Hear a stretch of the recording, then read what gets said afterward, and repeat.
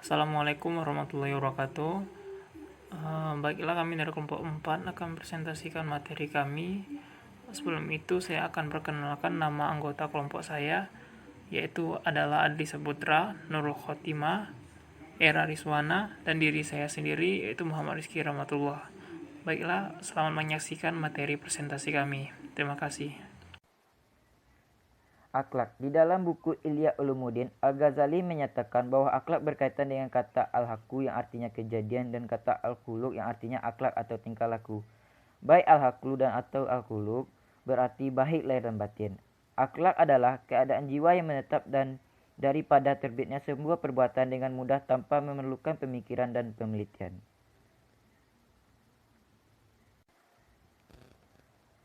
Pokok-pokok akhlak.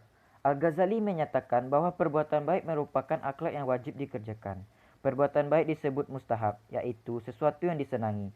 Kebalikannya, yang tidak wajib dikerjakan disebut haram dan sebaiknya ditinggalkan disebut makruh.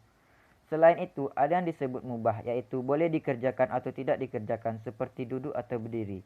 Menurut Mu'tazilah menyatakan bahwa perbuatan dapat dinyatakan baik karena adanya pertimbangan akal yang mengambil keputusan-keputusan secara mendesak.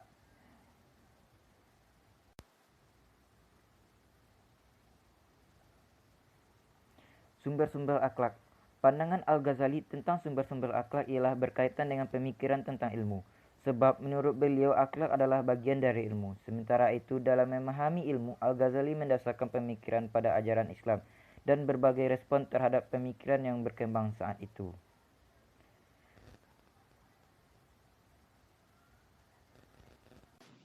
Baik, saya akan menjelaskan slide berikutnya yang mengenai metode pembinaan akhlak. Menurut Al-Ghazali, dalam beberapa kitabnya banyak menggambarkan ragam dan cara perbaikan akhlak. Dan beliau juga mendeskripsikan ada 3 metode. Yang pertama, metode taat syariat, yaitu pembenahan diri. Dan yang kedua, metode pengembangan diri. Yang ketiga, metode kesufiaan. Yang pertama, metode taat syariat, yaitu membiasakan diri dalam kehidupan sehari-hari untuk berusaha melakukan kebaikan dan hal-hal yang bermanfaat sesuai dengan ketentuan syariat. Sedangkan yang kedua, metode pengembangan diri. Metode ini didasari kesadaran diri seseorang atas keunggulan dan kelemahan pribadi itu sendiri. Sedangkan yang ketiga, metode kesufiaan. Metode ini cenderung ke spiritual atau religi yang bertujuan untuk meningkatkan kualitas pribadi seseorang. Yang selanjutnya yaitu faktor-faktor yang mempengaruhi pembentukan akhlak. Di sini ada beberapa. Yang pertama yaitu insting. Insting merupakan seperangkat tabiat yang dibawa manusia sejak lahir. Sedangkan insting terbagi menjadi 3, yaitu insting menjaga diri sendiri. Insting menjaga diri sendiri yaitu manusia akan selalu berusaha untuk mempertahankan dirinya. Apabila ia diserang oleh musuh, maka ia akan membela dirinya sendiri. Sedangkan insting menjaga lawan jenis, yaitu kecenderungan menjaga lawan jenis adalah insting yang paling kuat. Jika seseorang laki-laki dan seorang perempuan yang saling mencintai, maka ia akan berusaha dengan kemampuannya untuk menjaga lawan jenis. Sedangkan yang ketiga, insting menjaga rasa takut. Insting rasa takut akan dimiliki oleh setiap manusia. Insting ini mengikuti manusia sejak masa kanak-kanak hingga masa ia masuk ke liang kubur. Baiklah, materi selanjutnya akan saya presentasikan, yaitu pola dasar bawaan. Pola dasar bawaan terbagi menjadi 2, yaitu turunan dan sifat-sifat bangsa. Turunan yaitu adalah tempat orang membawa turunan dengan berbeda-beda tetapi memiliki sifat yang bersamaan, seperti bentuk, panca indera, perasaan, akal, dan kehendak. Nah, yang kedua itu sifat-sifat bangsa. Sifat-sifat bangsa ini adalah sifat yang diturunkan sekelompok orang dahulu kepada kelompok orang sekarang. Nah, oke, selanjutnya ada faktor lingkungan. Lingkungan terbagi menjadi dua, yaitu lingkungan alam dan lingkungan pergaulan. Lingkungan alam maksudnya adalah orang yang tinggal di suatu daerah dengan cuaca tertentu seperti udara, cahaya, dan begitupun lokasi strategis dari lingkungan alam tersebut. Nah, yang selanjutnya itu lingkungan pergaulan. Lingkungan pergaulan yaitu adalah seperti sekolah, kawan sekolah, pekerjaan, pemerintah, siar agama. Nah, begitupun dengan yang lainnya. Selanjutnya itu adalah kebiasaan.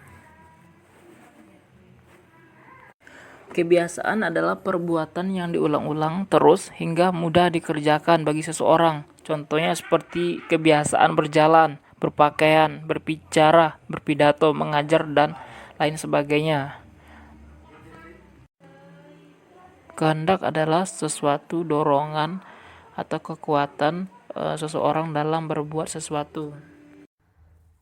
Obat kehendak ada 3. Yang pertama itu, bila kehendak itu lemah dapat diperkuat dengan latihan, seperti tubuh dapat diperkuat dengan gerak badan dan akal, dengan penyelidikan yang dalam. Yang kedua, wajib bagi kita jangan membiarkan kehendak kita lenyap dengan tiada ditahfizkan menurut agama kita, karena demikian itu akan melemahkan kehendak. Serta yang ketiga, apabila kehendak itu kuat, tetapi penyakit di dalamnya menjuruskan ke arah dosa dan keburukan, maka obatnya dengan memperkenalkan jiwa pada jalan-jalan yang baik. Seperti itu. Pendidikan. Dunia pendidikan sangat besar sekali pengaruhnya terhadap perubahan perilaku akhlak seseorang. Strategis sekali. Di kalangan pendidikan dijadikan pusat perubahan perilaku yang kurang baik untuk diarahkan menuju ke perilaku yang baik. Contohnya saja melalui tenaga kerja, materi pengajar, metodologis pengajaran, dan lingkungan sekolah, di mana peran-peran dalam pendidikan tersebut sangat berpengaruh dalam perubahan akhlak seseorang individu maupun peserta didik yang diajarkan di dalam sekolah atau lingkungan sekolah tersebut. Kebebasan berkehendak. Filsafat Yunani setengahnya berpendapat bahwa kehendak itu mereka dalam memilih, dan setengahnya berpendapat bahwa kehendak itu terpaksa menjalani suatu jalan yang tidak dapat dilampauinya. Ilmuwan Arab berkata bahwa manusia itu terpaksa dan tidak mempunyai kehendak yang merdeka. Bahkan kepastian itu yang menjalankan menurut apa yang digambarkannya. Kedua faktor ini mengendalikan kehendak yang menggambarkan baginya jalan untuk berbuat sehingga dapat menebak apa yang akan dilakukan oleh manusia yang membentuk akhlak.